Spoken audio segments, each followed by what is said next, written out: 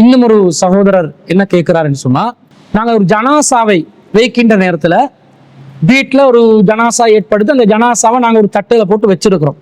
அதை கிப்லாவை நோக்கி தான் நாங்க வைக்கணுமா என்று கேட்கிறார். கொழும்பை சேர்ந்த ஒரு சகோதரர் கேட்கிறார். ஒரு ஜனாசாவை வீட்டுல நாங்க வைக்கும் பொழுது கிப்லாவை நோக்கி தான் அந்த ஜனாசாவை வைக்கணும், அப்படித்தான் ரசூலுல்லாஹ் நமக்கு வழிகாட்டி இருக்கிறாங்கன்னு சிலர் சொல்றாங்க. அது சரியானு தான் கேட்கிறாரு. அப்ப இறந்தவர்களை, அவர்களுடைய உடலை, சடலங்களை கிப்லாவை நோக்கி திருப்பி வைக்கணும் என்று சில ஹதீஸுகள் சொல்கிறது.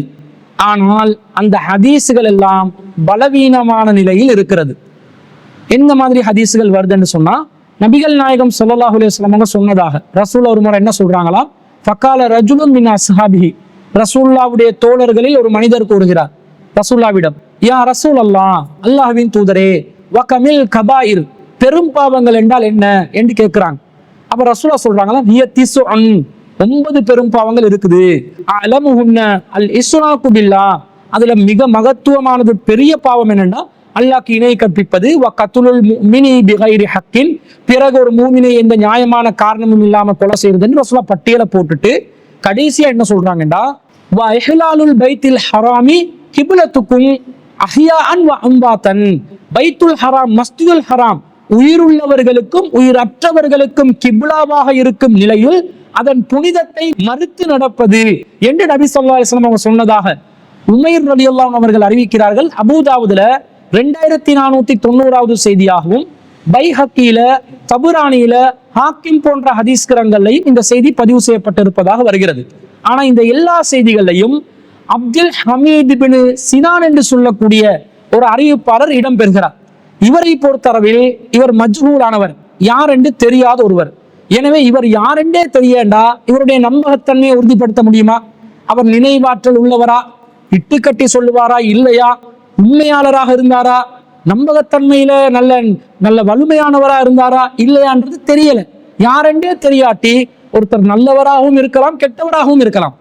ஹதீஸுகள்ல ஒருத்தர் தகவல் அறிவிப்பதாக இருந்தா அவருடைய நம்பகத்தன்மை உறுதி செய்யப்பட்டால் தான் ஒரு செய்தியை ஏற்றுக்கொள்ள வேண்டும்.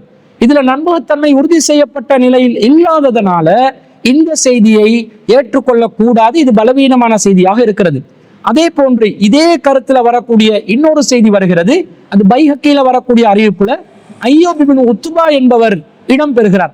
இந்த அய்யூப் இப்னு உத்பா என்பவரும் நினைவாற்றல் குறைந்தவர். ஹதீஸுகள் அறிவிப்பதுல அவருக்கு ஞாபக மறதி இருக்குது, அவருடைய நினைவாற்றல் குறைவா இருக்குது, ஒன்று கிடக்க ஒன்று அறிவிச்சிருவாரு என்ற நிலையில இருப்பதனால இந்த செய்தி பலவீனமான செய்தியா இருக்குது. அடுத்தது அன்பிற்குரியவர்களே, இந்த செய்தி ஆதாரபூர்வமான செய்தின்னு ஒரு வாதத்துக்கு வச்சுக்கொள்வோமே, இந்த செய்தியை நடைமுறைப்படுத்தலாமா? கொஞ்சம் யோசிச்சு பாருங்க. உயிருள்ளவர்களுக்கும் உயிரற்றவர்களுக்கும் கிப்லாவாக இருக்கக்கூடிய மஸ்ஜிதுல் ஹராமுடைய புனிதத்தை மறுப்பாங்க, அதுவும் பெரும் பாவம் என்று ரசூலுல்லாஹ் சொன்னதா வருது. வ இஹ்லாலுல் பைத்தில் ஹராமி கிப்லத்துக்கும் அஹ்யாஅன் வ அம்வாத்தன், உயிருள்ளவர்களுக்கும் கிப்லா, மௌத்தா போனவங்களுக்கும் கிப்லா, அந்த கிப்லாட புனிதத்தை மறுத்து நடக்கிறது பெரும் பாவம் என்று ரசூலுல்லாஹ் சொன்னதா வருது தானே. அப்ப உயிருள்ளவர்களுக்கு கிப்லா என்று சொன்னா என்ன அர்த்தம்? உயிருள்ளவர்கள் உயிர் வாழும் போதெல்லாம் 24 மணித்தியாலமும் கிப்லாவை முன்னோக்கி தான் அவர் இருக்கணுமா? அவர் வேலைக்கு போறதா இருந்தாலும் கிப்லாவை முன்னோக்கி தான், இப்படி சைடுக்கு தான் நடக்கணுமா? அவர் வீட்டுக்கு போறதா இருந்தாலும் கிப்லாவை முன்னோக்கி சைடுக்கு தான் நடக்கணுமா? அல்லது வேறொரு சில பேருடைய வீடு கிப்லாவுக்கு பின்பக்கத்துல இருக்கலாம், அப்ப ரிவர்ஸ்ல நடக்க வேண்டி வருமா? இப்படிதான் மார்க்கம் சொல்லுமா? ஒருத்தர் வாகனத்துல போவாரு, கிப்லாவை முன்னோக்கி போகணும் என்று வந்தா, நம்ம இலங்கையை பொறுத்த அளவுல வடமேல் மாகாண திசையில கிப்லா இருக்குது, அவர் கிழக்கு மாகாணத்துக்கு பயணம் செய்யணும் என்று சொன்னா எப்படி பயணம் போகலாம்? போக முடியாம போயிருமே. அப்ப கிப்லாவை புனிதப்படுத்தணும் என்றா 24 மணித்தியாலமும் கிப்லாவை முன்னோக்கி இருக்கணும் என்று அர்த்தம் இல்லை. ஒருத்தர் உயிரோடு இருக்கிறவர் கிப்லாவை புனிதப்படுத்துறது எப்ப? அவர் கிப்லாவை நோக்கி தொழணும், அவருடைய தொழுகையை கிப்லாவை நோக்கி அமைக்கணும். ஐவேளை தொழுகையை தொழுகிறார், உபரியான தொழுகையை தொழுகிறார், சுன்னத்தான தொழுகைகளை தொழுகிறார். இப்படி தொழும் போது திசைகள் எதென்றாலும் பிரச்சனை இல்லைன்னு இருந்து தொழக்கூடாது. அல்லாஹ் தஆலா ஃபவல்லி வஜ்ஹக ஸத்ரல் மஸ்ஜிதுல் ஹராம் என்று அல்லாஹ் சொல்லிட்டான். நபியே உங்க முகத்தை மஸ்ஜிதுல் ஹராமை நோக்கி திருப்புங்கன்ட்டான். அப்ப எது மஸ்ஜிதுல் ஹராமா இருக்குதோ அந்த கிப்லாவை நோக்கி நாங்கள் நம்முடைய முகங்களை தொழுவும் போது திருப்பிக் கொள்ள வேண்டும். தொழுவும் போதுதான் திருப்பணும். அப்ப உயிரோடு இருப்பவர் தொழுவும் போதுதான் கிப்லாவை நோக்கி தன்னை திருப்பிக் கொள்ள வேண்டும் என்றால், இறந்தவரும் தொழுவும் போதுதானே கிப்லாவை நோக்கி அவரை திருப்பிக் கொள்ளணும். அப்ப இறந்தவருக்கு தொழுகைன்னு ஒன்று இருக்குதா? இறந்தவருக்கு தான் எல்லா செயல்களும் துண்டிக்கப்பட்டு விடுமே.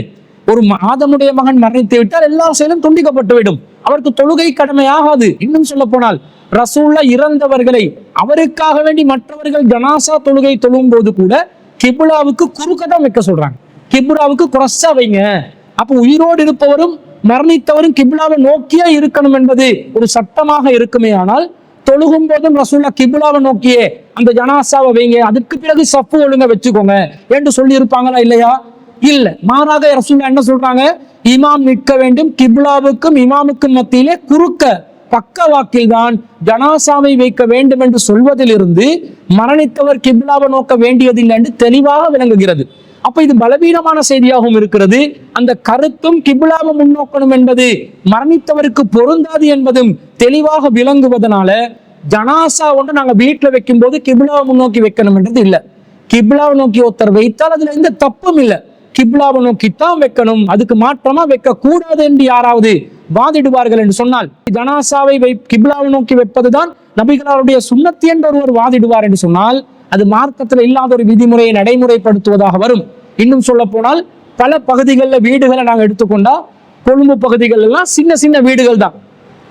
கொழும்பு பெரிய கொழும்பு மாநகரம் என்று சொல்லுவாங்க. ஆனா கொழும்புல ஒவ்வொரு தெருவா போயிட்டு வீடுகளை பார்த்தீங்கன்னு சொன்னா எல்லாம் 10க்கு 10, 20க்கு 10, 15க்கு 10 சின்ன சின்ன வீடுகள். அந்த வீடுகளுக்குள்ள ஜனாசாவை கிப்லாவை முன்னோக்கி வைக்கிறதுக்கு முயற்சி செஞ்சால் எதையுமே வீட்டுல பண்ண முடியாத சூழ்நிலை வந்துடும். அதை விட பெரிய வீடா இருந்தாலும் சரி, ஹால் வைப்பாங்க, சின்ன அளவுல தான் வைப்பாங்க.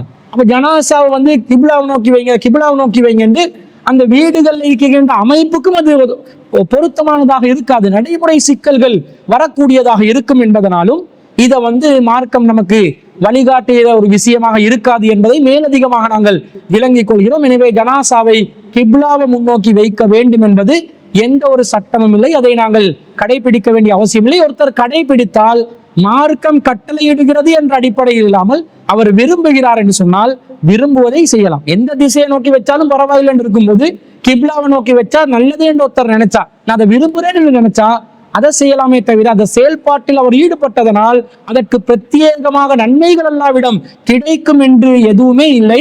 அப்படி நன்மை கிடைக்கிற காரியம் இருந்தா அல்லாவோ அல்லாவுடைய தூதரோ அதை நமக்கு மார்க்கத்துல வழிகாட்டி இருப்பாங்க என்பதுதான் அதற்கான பதிலாக நாங்கள் பதிவு செய்து கொள்கிறோம்.